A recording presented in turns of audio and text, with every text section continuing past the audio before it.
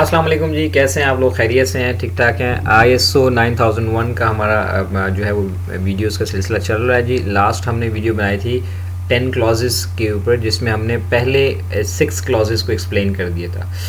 तो अगर आपने पहले वो वीडियो नहीं देखी तो काइंडली उसको देख लीजिए, नीचे उसका डिस्क्रिप्शन में आपको लिंक मिल जाएगा। ठीक है जी। और आज हम पढ़ेंगे जी 7, 8 और 9 और 10 क्लास, यानी आखिरी जो 5 क्लासेस हैं, सॉरी 4 क्लासेस हैं, उनको हम डिस्कस करेंगे। यहाँ तक हम कर चुके थे, हमने बात कर ली थी 6 क्लॉजेस तक, प्लानिंग तक किया डिस्कशन हमने लास्ट वीडियो में कर ली थी। आज हमारी जो डिस्कशन शुरू होगी वो होगी सपोर्ट से। अच्छा, जो ISO 9001 का जो है और 2015 का जो लेटेस्ट वर्जन है, इसमें सपोर्ट का जो क्लॉज है ये भी 2015 में ऐड किया गया। इससे पहले नहीं था, 2008 का जो वर्जन था उसमें ये नहीं था। इसका सादा सा कॉन्सेप्ट आप समझ लें। इसमें क्या है, वो कहते हैं जो कुछ भी आप करना चाह रहे हैं ना, उसके लिए जो सपोर्ट चाहिए वो किस हद तक अवेलेबल है ऑर्गेनाइजेशन को। ISO ये कह रहा है the support required to meet the organisation goals. इन जो आपके ऑर्गेनाइजेशन गोल जो आप अचीव करना चाह रहे हैं उसके लिए सपोर्ट अवेलेबल है या नहीं। तो सपोर्ट में हमारे पास क्या होता है, रिसोर्सेज हैं, कॉम्पिटेंस है, अवेयरनेस है, कम्युनिकेशन एंड डॉक्यूमेंटेड इन्फॉर्मेशन। ये 5 इसके अंदर सब क्लॉजेज हैं। अभी हम इसको देखते हैं। देखिए नंबर 1 पे हमारे पास है सपोर्ट में क्या है, रिसोर्सेज। तो रिसोर्सेज में हमारे पास आया लोग मौजूद हैं कि नहीं, रिक्वायर्ड उनकी कॉम्पिटेंस, उनके कितने लोग चाहिए, किस किस तरह की कॉम्पिटेंसी के लोग चाहिए। और फिर आया इतना इंफ्रास्ट्रक्चर ऑर्गेनाइजेशन के पास है जितना उनको चाहिए। फिर इन्वायरमेंट फॉर ऑपरेशन, जितना जिस किस्म का इन्वायरमेंट रिक्वायर्ड है आया वो भी अवेलेबल है कि नहीं है। And monitoring and measuring resources, जो भी आप ऑर्गेनाइजेशन काम कर रही है उसके अंदर ज़ाहिर है जो प्रोडक्शन हो रही है उसकी मेजरिंग का प्रोसेस और उनकी मॉनिटरिंग का प्रोसेस वो है या नहीं है। और ऑर्गेनाइजेशनल नॉलेज एम्प्लॉइज़ को है या नहीं। ऑर्गेनाइजेशनल नॉलेज से मुराद ऑर्गेनाइजेशन की क्या पॉलिसीज़ हैं, क्या प्रोसीजर्स हैं, किस तरह के नॉर्म्स हैं, क्या कल्चर है, ये आया पूरा का पूरा अवेलेबल है लोगों को या नहीं, वरना वो काम नहीं कर पाएंगे। तो ये पहला है हमारे पास जी 7.1 रिसोर्सेज सपोर्ट के अंदर। दूसरा इसके अंदर हमारे पास है कॉम्पिटेंस, यानी लोग तो मौजूद हैं लेकिन आया उनकी जो कॉम्पिटेंस है वो भी उसकी कोई डिटर्मिनेशन है या नहीं है। लाइक फॉर एग्जांपल एक यूनिवर्सिटी है तो उसमें हम क्या कहेंगे जी, आया जो एक टीचर की या एक लेक्चरर की क्या कॉम्पिटेंस होनी चाहिए, एक असिस्टेंट प्रोफेसर की क्या होनी चाहिए, फाइनेंस में जो काम करेगा उसकी क्या कॉम्पिटेंस होनी चाहिए, ये सारी तय हैं और इसका कोई मैकेनिज्म डेवलप किया हुआ है या नहीं।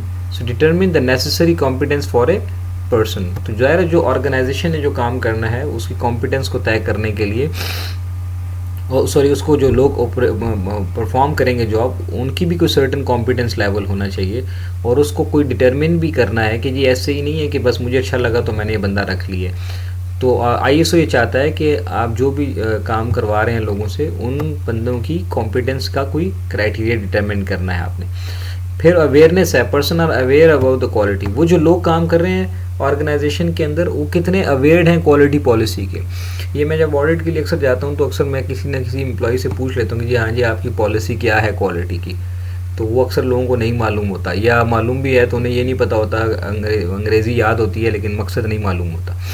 तो ये अवेयरनेस बड़ी ज़रूरी है। ISO ये चाहता है कि जो ऑर्गेनाइजेशन की क्वालिटी पॉलिसी है वो सबको मालूम होनी चाहिए, जो ऑर्गेनाइजेशन के ऑब्जेक्टिव्स हैं वो सबको मालूम होने चाहिए, अवेयरनेस होनी चाहिए। प्रॉपरली कम्युनिकेशन का सिस्टम होना चाहिए, internal and external communication relevant to QMS। Email के ज़रिए करते हैं, टॉप टू बॉटम है, बॉटम टू टॉप कम्युनिकेशन हो रही है, इसका भी पूरा मैकेनिज़्म वहाँ पे गिवन होना चाहिए। अगर नहीं है तो फिर ये हम NC बना देते हैं, यानी नॉन कन्फॉर्मेंस बन जाती है। ठीक है।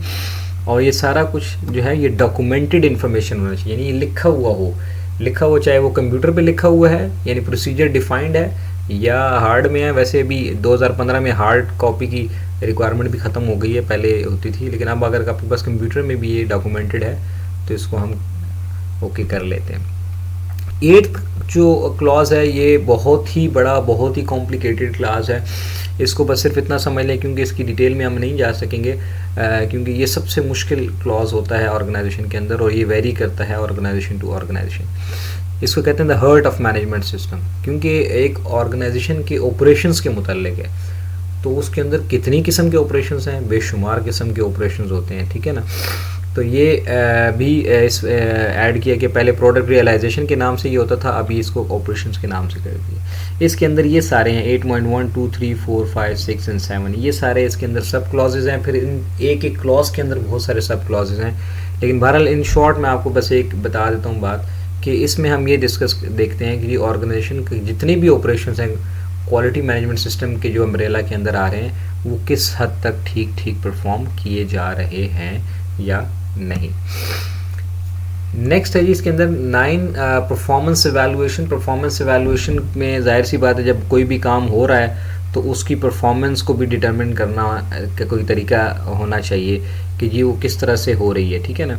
Determine what is to be monitored, measured, analyse and evaluated, कि जो मैनेजमेंट सिस्टम जो काम कर रहा है वो एडवोकेट है, वो इफेक्टिव है या नहीं। तो how performance of the QMS is evaluated, यानी क्या मैकेनिज्म डेवलप किया है ऑर्गेनाइजेशन ने QMS को एवेलुएट करने के लिए। तो इसके लिए हमारे पास 3 हैं जी सब क्लॉजेज हैं, मॉनिटरिंग है sorry internal audit and management review meetings हैं। Monitoring and measurement analysis and evaluation simple, आप इसको खुद भी पढ़ के देख सकते हैं कि इसके अंदर ये देखा जाता है कि मॉनिटरिंग का क्या मेथड है, कैसे मेजर की जा रही है परफॉर्मेंस के अंदर, एनालिसिस कैसे किए जा रहे हैं, एवेल्यूशन के क्या मेथड्स हैं और इसको कैसे एप्लीकेबल बनाया जा रहा है, ठीक है। फिर इंटरनल ऑडिट जो है ये मैंडेटरी होते हैं हर ऑर्गेनाइजेशन के लिए, अगर नहीं हो रहे तो ISO इस पे ऑब्जेक्शन लगा देता है, ठीक है। तो जब हम ऑडिट के लिए जाते हैं तो हम ये देखते हैं कि आया उस ऑर्गेनाइजेशन के इंटरनल ऑडिट्स हो रहे हैं या नहीं, अगर हो रहे हैं तो उसके रिजल्ट्स क्या हैं और वो कहाँ पे डॉक्यूमेंट हुए हैं। और फिर मैनेजमेंट रिव्यू मीटिंग्स भी हो रही हैं, उनके एविडेंस चेक किए जाते हैं और उनकी को भी देखा जाता है कि मैनेजमेंट रिव्यू मीटिंग हुई और उसके जो परफॉर्मेंस है, उसके जो आउटपुट है वो उसको भी डॉक्यूमेंट करना लाजमी होता है। और लास्ट जो है फिर इसमें हमारे पास है 10th में इम्प्रूवमेंट।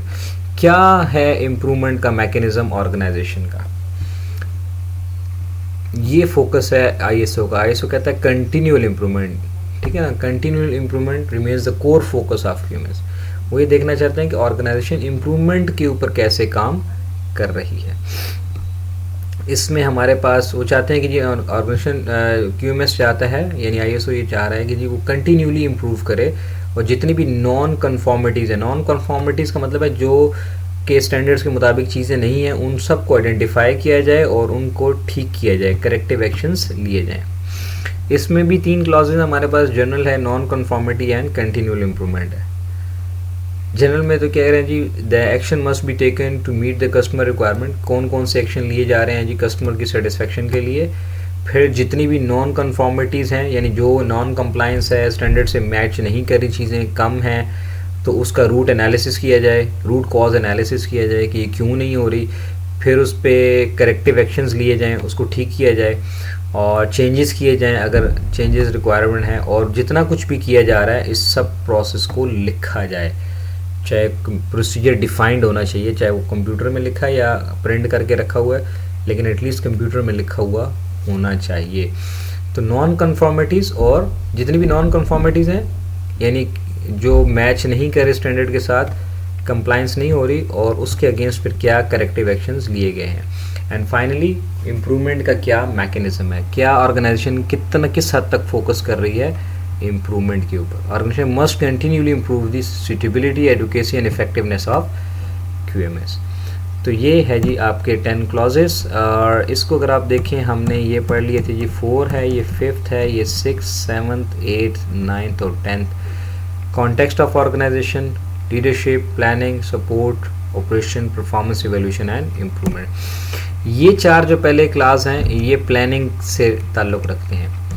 ये 8th वाला डू यानी एक काम से यानी एक्शन से रखता है, और ये फिर ये check, performance evaluation and act यानी करेक्ट करने को। तो इससे कहते हैं जी PDCA। ये भी शायद आपने कहीं बुक्स में पढ़ा होगा या कहीं देखा होगा। तो PDCA साइकिल जो है जिसे कंटिन्यूस इम्प्रूवमेंट का साइकिल भी कहते हैं। तो ये पहले 4 clauses is all about planning, and then 8 नंबर इज डू, 9 नंबर इज चेक एंड 10 नंबर is act. Thank you very much जी, स्टे ब्लेस्ड, खुश रहें। अगर किसी को ट्रेनिंग के हवाले से, ISO की ट्रेनिंग के हवाले से 9001 कोई इन्फॉर्मेशन गाइडेंस चाहिए या मुझे being a trainer as a invite करना चाहते हैं, तो आपको मेरा मोबाइल नंबर दिख रहा है, ईमेल एड्रेस भी दिख रहा है, ठीक है। Facebook, YouTube channel, you can contact me. Thank you very much and stay blessed.